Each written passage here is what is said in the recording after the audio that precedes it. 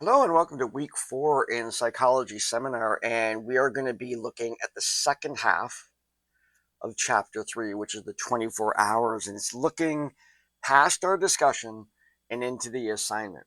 Now, it's important to recognize that this assignment, as much as it's a focus on you basically practicing my practice of managing my time and tasks, uh, I have there's no insistence that you would adopt this. I just simply want you to try it, to look at your schedule for the coming week or coming 2 weeks or whatever, and attempt this particular set of methods for managing your time and tasks in order to see whether or not those might work for you. Pieces of it, maybe not all of it, but kind of adapting that simply because I've never seen this particular method taught anywhere.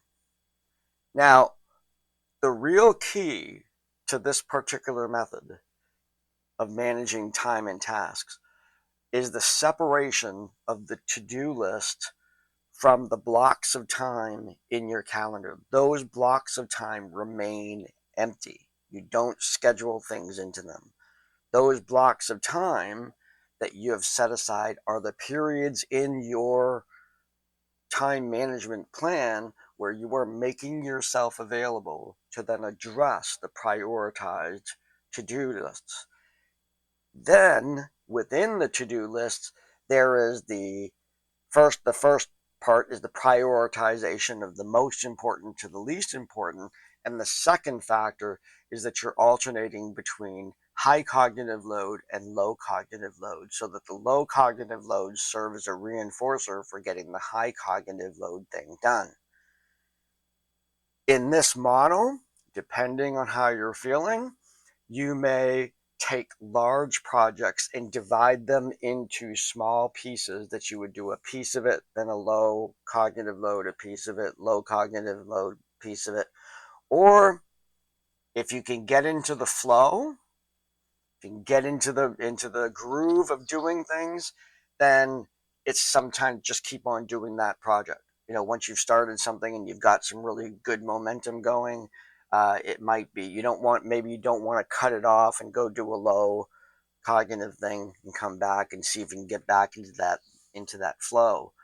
So I've also included in the course, I embedded it in the timeline, is a video I did explaining the whole thing. So read the course book and watch that video. The video is located, here's the timeline, go down there, and right there, time and task management, one of my Dr. K Psychobabble videos, specifically to the way in which I manage my time and tasks. That's all for today. The discussion is going to close.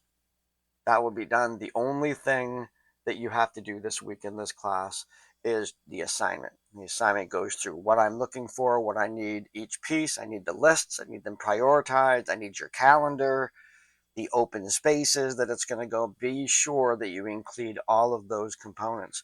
Each one of those carries points in the rubric, as you can see, if you look at the rubric. And so don't miss anything. That's kind of a silly way to lose points. Oh, I forgot to include the calendar or something like that. So good luck with that assignment. I hope it is helpful in you entertaining some different ideas on how to manage your time and tasks. So have a great week. Take care.